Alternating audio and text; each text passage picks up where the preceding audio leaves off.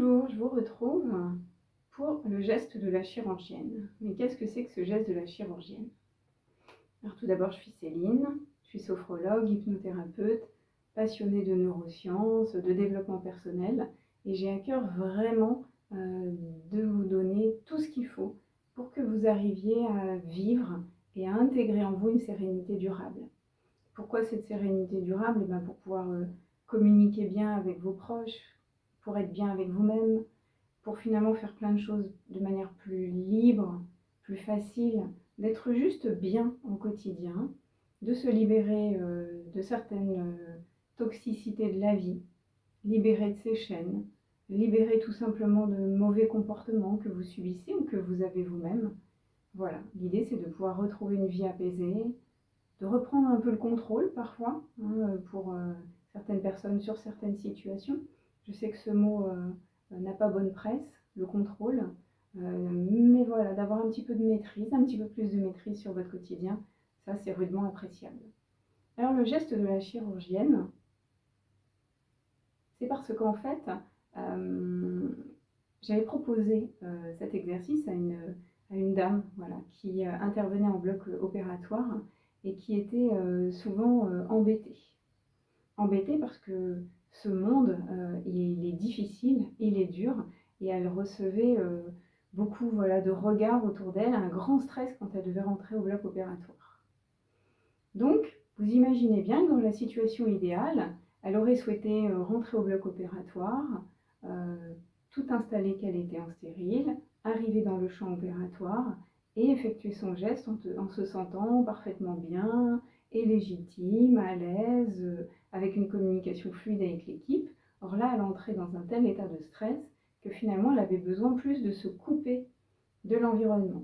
Alors, elle faisait son travail à merveille, remarquablement, mais elle disait qu'elle ne supportait plus de devoir mentaliser ces exercices, de se créer une bulle, de se couper du monde, tout en devant gérer qu'on ne peut pas être complètement coupé du monde, et ça lui demandait beaucoup trop d'énergie de gérer cette situation.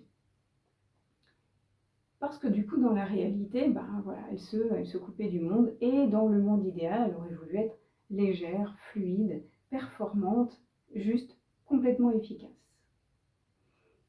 Alors, personnellement, j'ai déjà aussi connu des situations comme ça, et j'avais pas trouvé forcément d'outils avant de rencontrer la sophrologie et que des changements s'installent en moi durablement.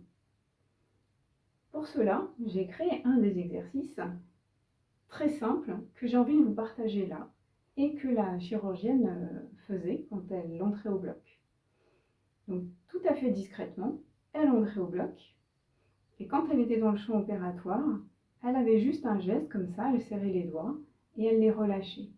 Donc c'était tout à fait discret et personne ne savait qu'à ce moment-là, elle faisait un exercice pour évacuer le stress. Et cet exercice qu'elle faisait, elle l'avait pratiqué en amont, bien sûr, au cabinet, et ensuite, parfois, chaque semaine, pendant le temps de l'accompagnement. Et cet exercice, j'ai envie de vous le partager là, je vous le montre. Donc l'idée, c'est de s'installer debout, les deux pieds écartés largeur de bassin. Vous pouvez aussi tout à fait le faire assis. Et l'idée est la suivante. Vous fermez les yeux et vous fermez les poings. Et vous imaginez que dans vos poings, il y a le stress. Ça peut être le mot que vous imaginez écrit entre vos mains. Ça peut être une image de quelque chose qui vous stresse, un bout de petit film ou un objet qui pour vous symbolise le stress. Là, je fais simple dans l'exercice, bien sûr. Plus vous avancerez dans votre libération émotionnelle, plus vous serez capable de visualisation et d'aller de plus en plus loin dans la fabrication de vos exercices. Vous serez donc aussi autonome pour fabriquer vos propres exercices. Revenons à l'exercice que je vous propose. Fermez les poings, imaginez le stress dans vos poings, et ensuite les yeux fermés, vous inspirez profondément. Vous bloquez votre respiration, respiration bloquée, vous serrez les poings de plus en plus fort, en pensant au stress qui est dans vos mains, et en soufflant, vous jetez tout ça avec beaucoup d'intention. Cet exercice, c'est pas quand vous entrez dans le bloc opératoire, c'est pas quand vous êtes au boulot. Vous le préparez en amont, tout seul, à la maison, en le faisant dans la chambre ou dans la salle de bain, à un moment bien sûr où vous êtes tout seul. Les premières pratiques, c'est quand vous êtes tout seul, c'est là que vous gravez l'exercice en vous. Donc, ce geste, j'inspire, je bloque, je pense à ce que j'ai dans mes mains et je balance tout, je jette tout. Allez-y avec tout votre cœur, vraiment votre champ lexical, vos mots. L'idée, c'est que pour votre cerveau, il faut qu'il s'imagine vraiment que vous avez tout jeté, balancé, évacué. Vous utilisez vraiment les mots qui vous font du bien, mais vous jetez. Et vous faites ça 3 fois. Vous trouverez l'exercice dans la description et vraiment, allez-y, faites-vous plaisir. On le fait 3 fois, l'exercice. Une première fois, on découvre un peu. La deuxième fois, on y va encore plus. C'est-à-dire, on y va encore plus loin dans l'évacuation. Et la troisième fois, là, si on peut tout jeter, on balance tout. Il y a des étapes, il y a des respirations, il y a des changements d'état intérieur à aller vivre. Tout ça, c'est dans l'exercice en dessous. Donc, je vous invite à vivre cet exercice pour vous-même, à le faire, comme je vous disais, peut-être une fois par jour, une fois par semaine, comme vous le pouvez. Il n'y a pas d'obligation, bien entendu. Il est évident par contre que plus vous pratiquez les exercices, plus il va se passer des choses en vous.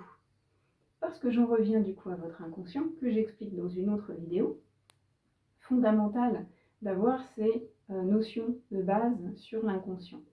Donc votre inconscient, il comprend que vous voulez vous débarrasser du trop-plein de stress, par exemple, mais vous pouvez mettre tristesse, déception, une douleur physique, vous adaptez l'exercice à vos besoins. Il vient donc provoquer le changement d'état intérieur parce que vous l'avez gravé dans les exercices, et également par la suite, il comprend que pour la gestion du stress, désormais, il peut aller chercher d'autres outils que les anciens qu'il activait jusqu'à maintenant.